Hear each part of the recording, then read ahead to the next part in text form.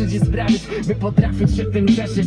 Cisza, nagrywam ciszę. So, how you doing, guys? This is Pete with Pete's Logic. Ran into a small problem that they didn't mention. Well, I don't think anybody on YouTube has mentioned when you're doing this. I'm doing the extension right now for the Eaton Fuller. This is a 13 speed. I have a 2019 Peterbilt 389, but that doesn't matter. The shifter on any Eaton Fuller 13 speed is gonna probably look the same.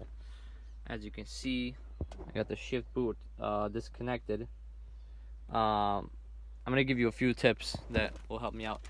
The extension I'm doing is a 9-inch extension. Plus, I'm doing it. I bought this the metal, whatever the thing that goes over the shifter pipe or whatever you want to call it, over this thing. A couple things.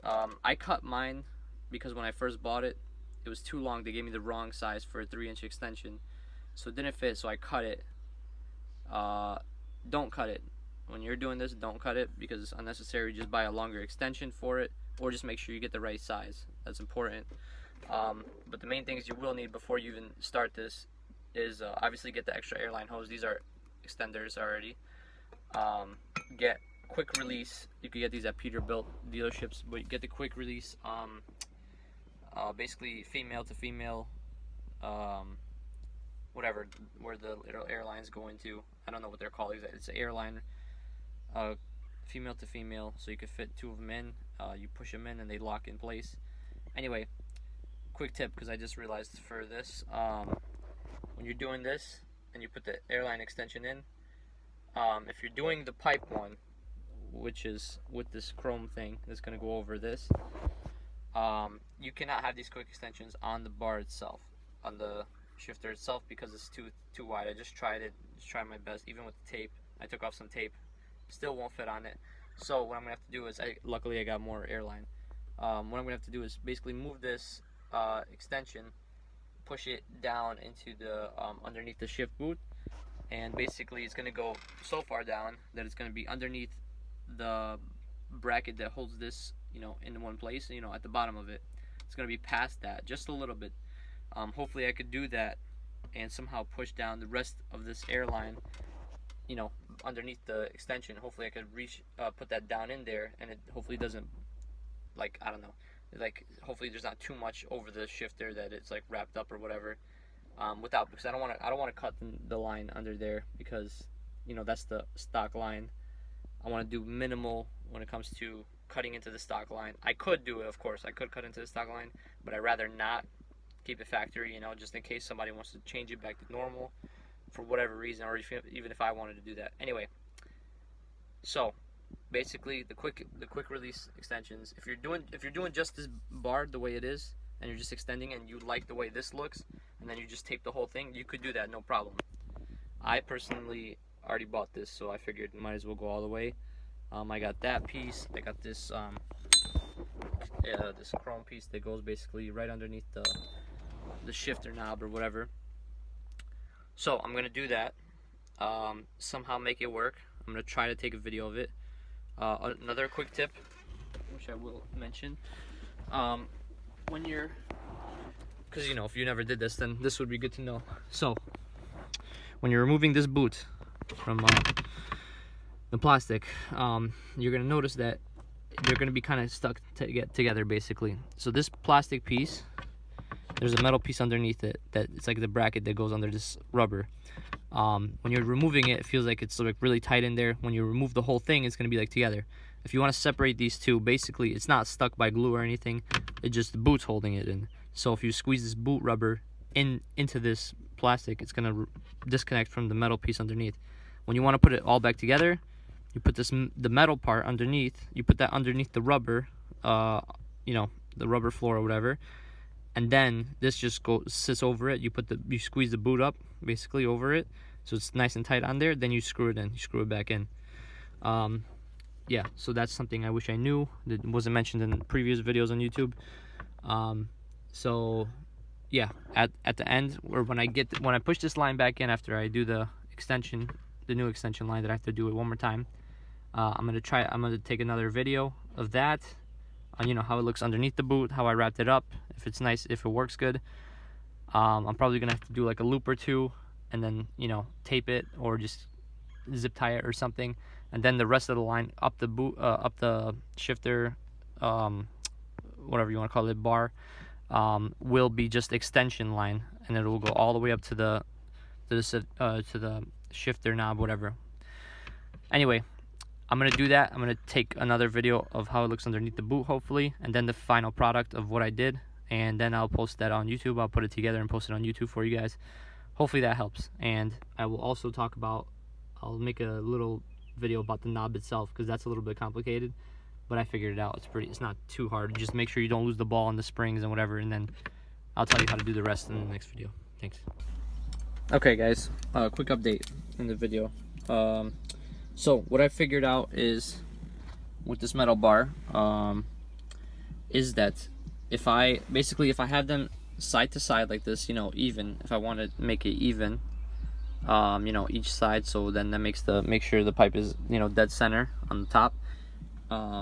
Problem is that it won't fit when they're both like this, but when I move it in and then I lean the bar to one side, it gives it more room, and these fit good. So basically, even when it's side to side like this, it's pretty damn close. So I have a solution. What you'll have to do, and I want to prevent these from rattling against each other, even though you won't hear it when there's tape on it, but regardless, here's the solution. Instead of, you know, pushing all this stock line back under there, and then, you know, having these metal brackets all the way in there with the line hose, you know, wrapped around twice, so I don't have to cut into this, what I'll do, since there's the stock one comes with like this much, like about like 5-6 inches extra line, I'm gonna cut into it, but just at the top, just a little bit. What I'm gonna do is I'm gonna overlap these. So basically, I'm gonna cut either the red or the black one, doesn't matter. I'm gonna cut one like 1 inch shorter or whatever. You know, I'm gonna cut some more of this rubber off so I can play with it. Cut 1 inch off of this. I'm gonna move these so one is down here and one is up here. What that'll do is stop these from bouncing off of each other and rattling and whatnot, making weird noises later on. Is basically, it's going to give me more room to, it's going to squeeze these lines a little bit tighter. I'm almost positive that will be enough, so then I can have these both on, you know, each side, so it's even inside. These will be overlapping. One will be down here, one will be up here, like that, and then one right here. It'll make it it'll squeeze it a little bit tighter, you know, with the hose. It'll make more room. I'm nearly positive that then I can have them both still like this on each side. I'm gonna tape it up, and then that should still give me room to put that bar on, and it'll fit nicely. So, very important that when you're buying this setup and you want to do it like this, make sure you buy the right size so you don't have to cut into it like my dumbass did. You know, it's unfortunate that I had to do that, but anyway, I measured it and I figured out the solution, which now even when I have it cut, it will fit. Just make sure when you're at the store, make sure, hey guys, I need you to be positive that this is the correct amount that I'll need with the extension that I'm buying. That pipe was probably the longest one you could get, and I'm pretty sure you need like a 12-inch extension for that pipe. This the one before I cut it, which I cut maybe a good 3 inches off, probably like 3 inches off of it. This is a 9-inch extension. It's gonna work now, so I'm assuming 100% with that fully extended one, which I don't know how many inches it was, but I needed a 12-inch extension for it. So, you know, boo-hoo, whatever, I'll make it work. Plus I like the 9-inch the way it is for me. I think I'll be fine with a 9-inch. 12-inch would probably work too. What I was trying to do is not cut into any stock lines. I was trying to make it work without it, so I had only like a 3-inch extension originally, and I was looking for, I would have needed the smallest bar, I think, and it would have made it work. But it is what it is now. Now I have a 9-inch extension. I'm gonna have a whatever bar that fits the 9-inch section. I'm gonna have a bar that fits the 9-inch extension, and yeah, that's how it's gonna go. Anyway, I'm gonna give you a quick update after I'm done messing with this a little bit. Okay, very quick update, guys. So these are the female to female quick disconnect for the airlines, and that method did work. I overlapped them, one up here, one up there on the red and black side, to give it some more room. And this thing, even with one round of tape around it, it was very snug, but it did fit. with the tape on it, it should not rattle, it shouldn't make noise. So I think that's the method to go for now. I already secured the bottom.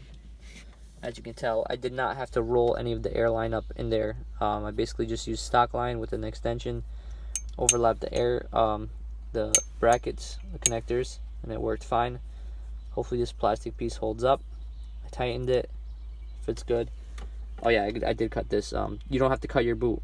Do not cut your boot. I thought you had to make more room. You do not have to cut your boot. Don't do that. Okay, quick update, guys. Once again, I bought this chrome selector and I took it apart. Of course, you got to be careful not to lose these when you're taking it apart. I'm sure you've seen it in another video. Regardless, just put that down and I'm going to install it. But I'm getting ready to put it back on. Make sure when you put this back on, you see that little black thing right there? That came out of the old red one. You got to make sure you put that in. You just pull it out and you put it in the chrome one. I greased this all up so it fits in nice. And as you can see where I have the ball and the springs, that black part that's under the springs is 2 pieces. When you put it on, it flattens out and it goes inside of here. So that's just so you guys see. Okay guys, quick update. The chrome selector that you could get from Rainey's, whatever, it's when you put it in, it's gonna feel like it doesn't want to fucking move, whatever. It feels like it's stuck. So I figured out what the problem was, and then basically I fixed it. So as you can see here, this is the red one. This one moves smoothly in there. The problem is on the chrome one, the chrome that they put over it, it made this part too wide. So basically just take that into consideration and you're gonna have to shave it down. I just went to my grinder that I have in my garage, and I literally just be careful not to take too much plastic out, but just smooth this out, grind some of the plastic down, and then take your stock selector, put it next to you, and then with the chrome one, this chrome one right here, just play with it, see if it fits, see if it's moving. Just this top part, just the top part and the selector, put it in there, see if it moves freely in there. It's gonna feel really tight until you shave these edges down. So I shaved those edges down on the chrome one, put it in until it was nice and loose, and now as you can see, it's moving pretty freely now. 'Cause I'm the E. 'Cause I'm the E.